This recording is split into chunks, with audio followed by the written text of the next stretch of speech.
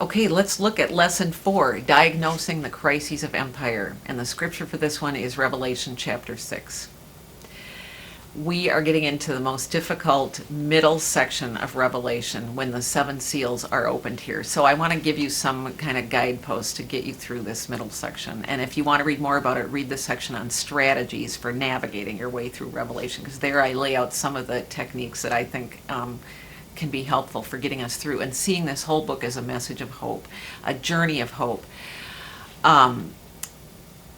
Recall that John is living in the midst of the Roman Empire, and I like to think of him as being like a doctor, that he, in his apocalyptic journeys, he's pulling back these curtains, maybe like a radiologist. He's showing us x-rays or pictures of the Roman Empire, but they're like moving pictures, maybe a Harry Potter picture or something, where it's not just stationary, but he's flashing up images for us to see, to help us understand the sickness of the Roman Empire, so that he can get his churches to come out of the empire and not be part of that system anymore.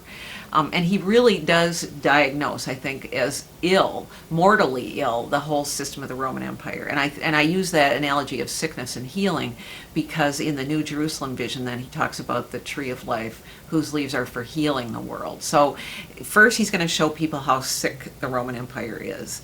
It's on its last death throes. He's sort of showing people. And then that's what the opening of the 7 seals are about. And then also the 7 trumpets and the 7 bowls. You've got in this middle section of Revelation, and we're not going to have time to look at all of them. You have these 3 sets of 7s. So we'll just focus especially on the seals, and then you can apply the same strategies if you want to look at the trumpets and the bowls, which get even worse. I mean, the images get scarier, and you'll see that.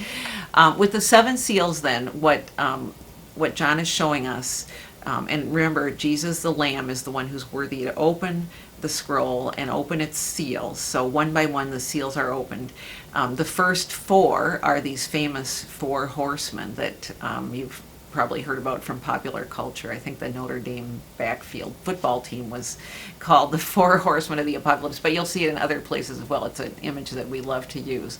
But with each of these seals being opened, John is showing us the 4 corners of the world and different aspects of the crisis of the Roman Empire that he thinks are the most problematic for people. And they're very violent images, not because he thinks God is violent or Jesus is violent, but because he thinks the Roman Empire is violent. So that's the heart of the violence of Revelation. We'll talk more about that in a later session as well. So he opens a seal and out gallops a horse, and each one I think is showing us that something is wrong with the world.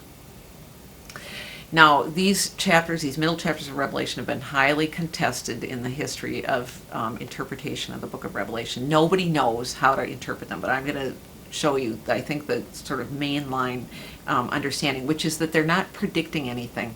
None of these visions are things that have to happen to our world, despite what you might hear from some fundamentalists.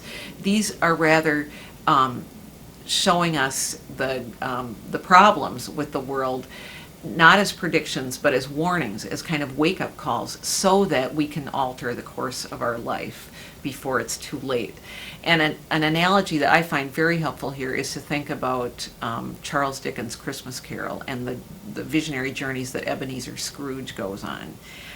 Because I think the visions of Revelation, these scary middle sections, are like that. Scrooge is in his bed the whole time, but he's shown the vision of Christmas past, then the vision of Christmas present, and then the vision of Christmas future. And it's that one that finally wakes him up. He sees his lonely grave, how he's going to die all by himself, and then he pleads, Spirit, Spirit, tell me that these aren't visions of what must happen, but only what may happen, and that I can still alter the course of my life before it's too late.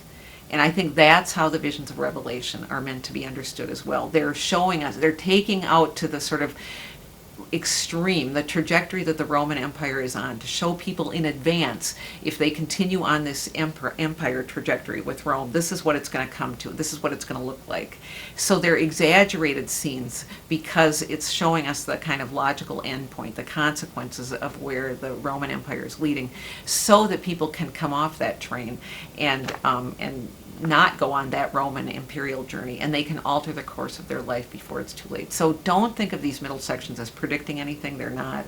It's much deeper than that.